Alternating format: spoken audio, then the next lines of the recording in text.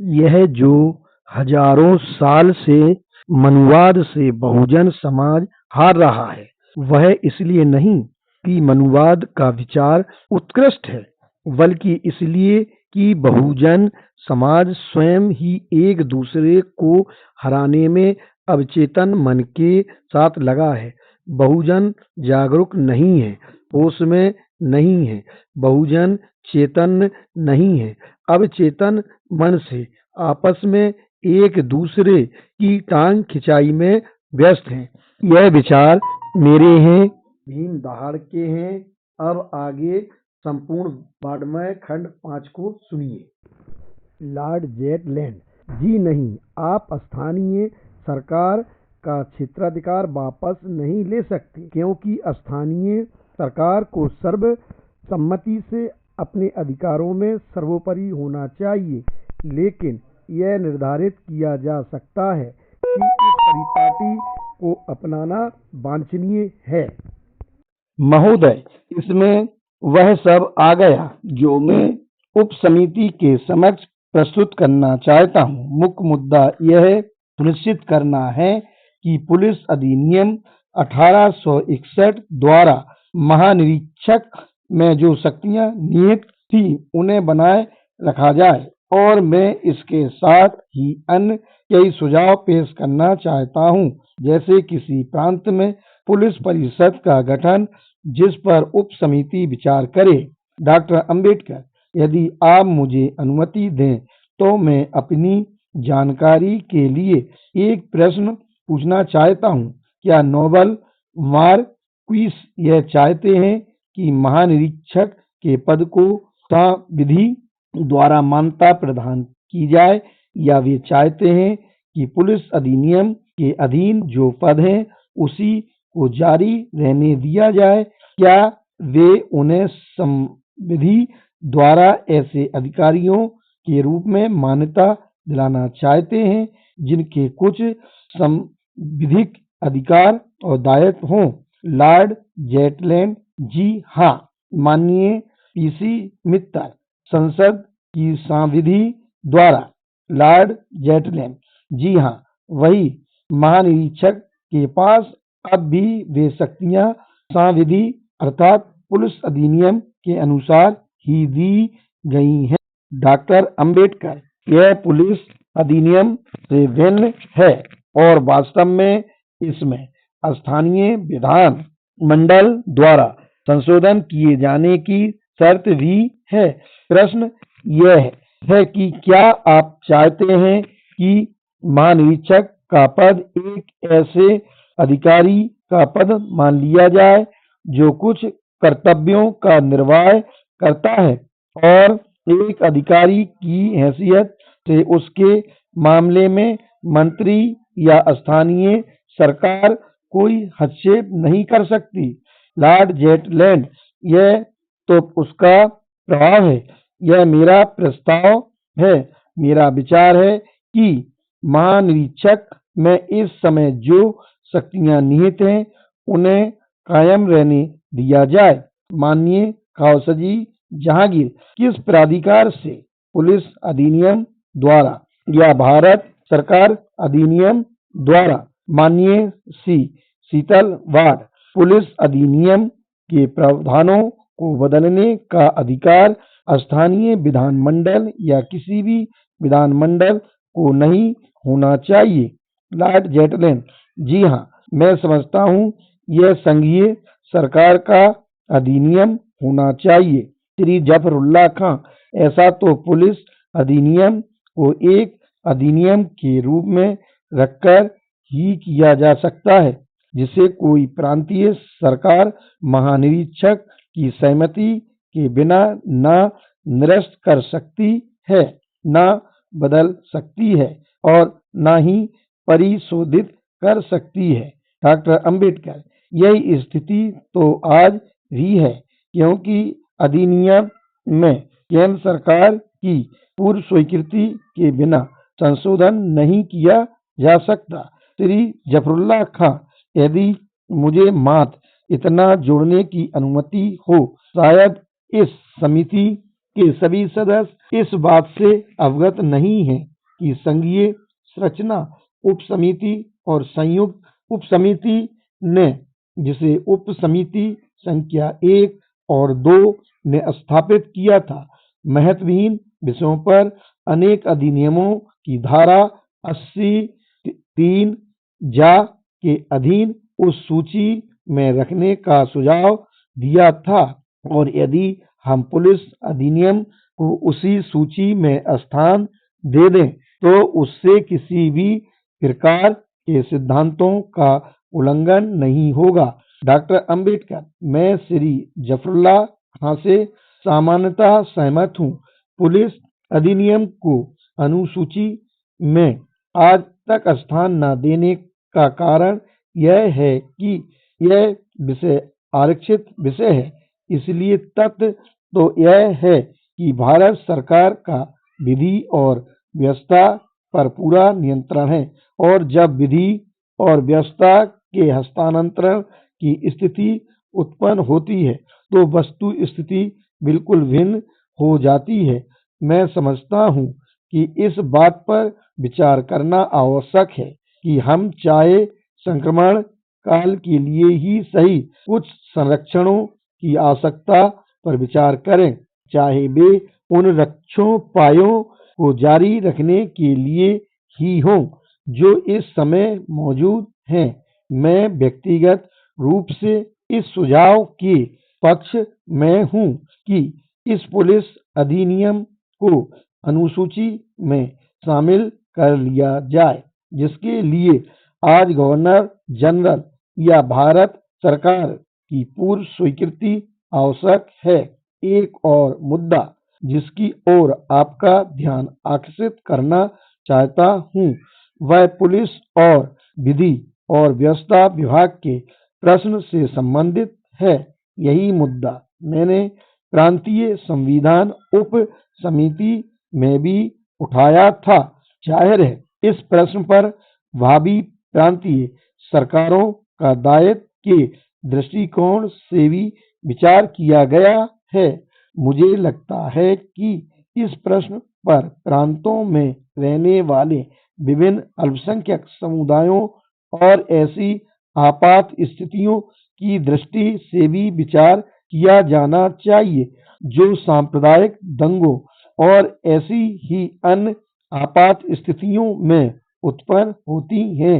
मैं समझता हूँ कि विभिन्न प्रांतों में रहने वाले अल्पसंख्यकों के लिए यह जानना कि जब सांप्रदायिक दंगे भड़क उठे हैं तो किस समुदाय का कौन अधिकारी उस इलाके में कानून और व्यवस्था कायम करेगा, वास्तव में एक महत्वपूर्ण संरक्षण होगा। हम सभी जानते हैं कि पुलिस अधिकारियों पर पक्षपात और एक या दूसरे संप्रदाय के प्रति सहानुभूति दर्शाने का आरोप लगाया जाता है। इस प्रकार के आरोप का पर्याप्त औचित्य तो नहीं है, लेकिन इसके बावजूद ऐसी घटनाएं भी हो सकती हैं जिनमें कुछ विशेष इलाकों में उन अधिकारियों के पक्षपात का औचित्य सिद्ध किया जा सकता है। मेरा ख्याल है कि अल्पसंख्यकों की सुरक्षा के हित में यह बहुत आवश्यक है कि पुलिस अधिकारियों की तैनाती और तबादले कम से कम आपात स्थिति के दौरान मंत्रियों के हाथ में नहीं होने चाहिए। यह संभव है कि कोई मंत्री जिसके संप्रदाय का उस प्रांत में बहुमत है किसी भी अफसर विशेष पर किसी पुलिस अधिकारी को उस स्थान से हटा दें जो शायद उस संप्रदाय के लोगों का पक्ष नहीं ले जिसका वह मंत्री है। श्री जफरुल्लाह खां साधारणतः यह काम महानिरीक्षक करते हैं। डॉक्टर अंबेडकर: मैं जानता हूँ कि बम्बई प्रेसिडेंसी में पुलिस अधिकारियों के स्थानांतरण को लेकर भारी हो हल्ला मचा था। पता नहीं ऐसा पुलिस निरीक्षक ने करवाया था या प्रभारी अधिकारी ने, लेकिन मैं समझता हूँ कि यह एक बहुत बड़ा संरक्षण है जिसके लिए भावी भारत के संविधान में प्रावधान करना आवश्यक है। इस संबंध में मेरा विशिष्ट प्रस्ताव यह है कि आपात स्थिति में जब भी कोई दंगा फसाद या सांप्रदायिक उपद्रव उठ खड़ा हो तो विभिन्न इलाकों में पुलिस की कार्रवाई में मंत्री के स्थान पर गवर्नर को प्रशासनिक शक्तियां दी जानी चाहिए। पांचवी बैठक 12 जनवरी 1931। अध्यक्ष डॉक्टर अंबेडकर श्री जफरुल्लाह खां और सरदार संपूर्ण सिंह को यह पसंद नहीं है कि भारतीय सिविल सेवा में यूरोपीय मूल के अलावा अखिल भारतीय स्तर पर आगे किसी प्रकार की भर्ती की जाए। कुछ सदस्यों की यह भी राय है कि न्यायिक पदों के लिए भर्ती आगे से भारतीय सिविल सेवा में से नहीं की जाए। डॉक्टर अंबेडकर महोदय भारतीय पुलिस सेवा में भी। अध्यक्ष तो क्या आप उसे यूं रखना चाहते हैं, भारतीय सिविल सेवा और भारतीय पुलिस सेवा में? डॉक्टर अंबेडकर जी हाँ। अध्यक्ष क्या यही मत श्री जफरुल्लाह खां का भी है? श्री जफरुल्लाह खां जी हाँ। अध्यक्ष और सरदार संपूर्ण सिंह का भी? सरदार संपूर्ण सिंह बिल्कुल। अध्यक्ष मेरा अभिप्राय केवल आपके मत अभिलिखित करना है, इसलिए मैं यह शब्द रख देता हूं और भारतीय पुलिस सेवा के लिए छठी बैठक 13 जनवरी 1931। डॉक्टर अंबेडकर मैं उप पैराग्राफ 4 के बाद इस आशय के एक नए पैराग्राफ का समावेश करना चाहता हूं। उप समिति चाहती है कि लोक सेवा में दलित वर्गों को रोजगार दिलाने के मामले में उदार नीति अपनाई जाए और यह विशेष रूप से सिफारिश करती है कि पुलिस और सेना की भर्ती जिससे उन्हें इस समय अलग रखा गया है अब उनके लिए खोल दी जाए। श्री चिंतामणि उनको नियमतः अलग रखा गया है या केवल व्यवहार में ऐसा होता आया है? डॉक्टर अंबेडकर नियम के द्वारा पुलिस सेवा आयोग में यह स्पष्ट रूप से निर्धारित किया गया है कि दलित वर्ग अपात्र हैं। श्री चिंतामणि यदि कुछ विशिष्ट विभागों जैसे पुलिस और सेना से दलित वर्गों को अलग रखे जाने संबंधी नियम है भी तो वे ऐसे नियम नहीं होंगे जो समस्त देश पर लागू होते हों। इस प्रकार के कुछ नियम कुछ प्रांतों में होंगे, सब में नहीं। डॉक्टर अंबेडकर यदि ऐसा वांछनीय हो तो मैं अपने प्रस्ताव का अंतिम अंश इस प्रकार रखना चाहूँगा और विशेष रूप से सिफारिश करती है कि उन्हें दलित वर्गों को इसके बाद उनकी अस्पृश्यता के कारण लोक सेवा के किसी भी विभाग से बाहर नहीं रखना चाहिए। राजा नरेंद्र नाथ बिल्कुल यह बात खंड 5 का में आती है। माननीय काव सजी जहांगीर वस्तु स्थिति यह है कि इस समुदाय को इसलिए अलग कर दिया गया है कि उन्हें रोजगार देना अव्यावहारिक है। इसकी तफसील में इस समय जाने से कोई लाभ नहीं। यदि हमारे पास दलित वर्गों के लिए अलग से कोई अनुभाग होता तब भी ऐसे वर्गों के सदस्यों के लिए यह परेशानी होती कि उन्हें उन लोगों के बीच सिपाही का काम करना पड़ता जो उनसे संतुष्ट नहीं रहते। यह बात स्पष्ट नहीं है कि इस भारी असुविधा को किस तरह दूर किया जाए। मैं इस पर कोई राय नहीं दे सकता। जो कुछ हुआ है बहुत ही अनिच्छा से किया गया है, जिसे मैं समझता हूँ कि डॉक्टर अंबेडकर स्वीकार करेंगे, लेकिन मुझे यह सब कुछ कहने से भी कोई आपत्ति नहीं दिखाई देती जो डॉक्टर अंबेडकर हमसे करवाना चाहते हैं। हालांकि वह नेक भाव मात्र ही होगा। मेरा ख्याल है कि हमने यही राय सैकड़ों बार व्यक्त की है और उनका परिणाम शून्य रहा है। डॉक्टर अंबेडकर अच्छी तरह जानते हैं कि किस प्रकार के आदेश पारित किए गए हैं। और किस प्रकार वे आप व्यवहार सिद्ध हुए हैं। इसके बावजूद मैं उस पैराग्राफ के समावेश का समर्थन करता हूं जिसका उन्होंने प्रस्ताव किया है।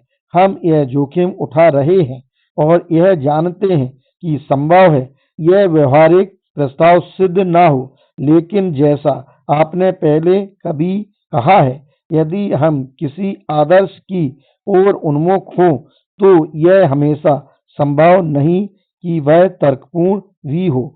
डॉक्टर अंबेडकर, मुझे विशेष रूप से इस बात की चिंता है कि पुलिस और सेना का उल्लेख किया जाना चाहिए, क्योंकि यही वे विभाग हैं जिनके लिए दलित वर्गों के सदस्य सबसे अधिक उपयुक्त होंगे। अध्यक्ष, यह बात पैराग्राफ 5 का और खा में आ गई है। डॉक्टर अंबेडकर, उस तरह तो एंग्लो इंडियन समुदाय का प्रश्न भी उसी में शामिल हो गया। मैं खंड 4 के बाद एक नए खंड का प्रस्ताव रखना चाहता हूँ। उप समिति की इच्छा है कि लोक सेवाओं में दलित वर्गों के नियोजन के मामले में उदार नीति अपनाई जाए और विशेष रूप से यह सिफारिश करती है कि पुलिस और सेवा विभागों में भर्ती जिससे अब तक व्यवहार रखे गए हैं उनके लिए खोल दी जाए।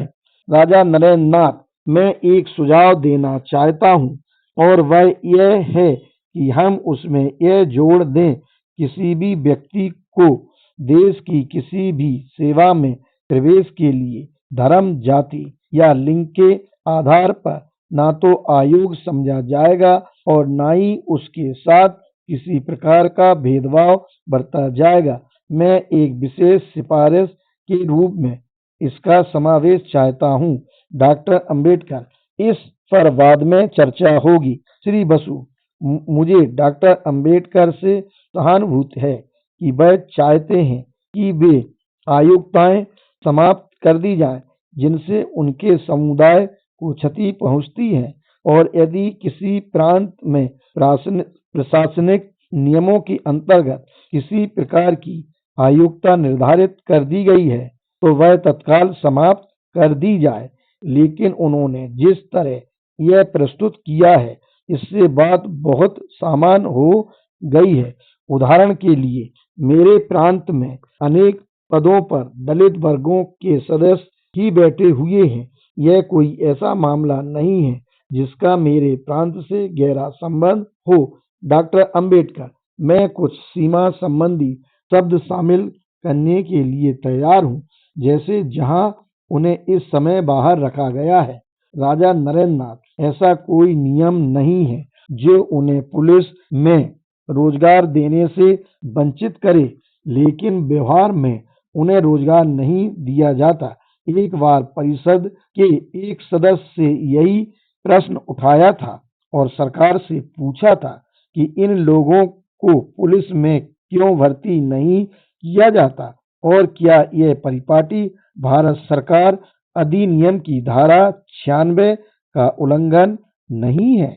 उसका जो उत्तर दिया गया वह संतोषजनक नहीं था। मेरा ख्याल है कि जिन शब्दों का मैंने सुझाव दिया है, यदि उन्हें जोड़ दिया जाए तो कुछ लाभ हो सकता है। साथ ही सामान्य इच्छा और सामान्य सिफारिश भी लाभकर सिद्ध होगी।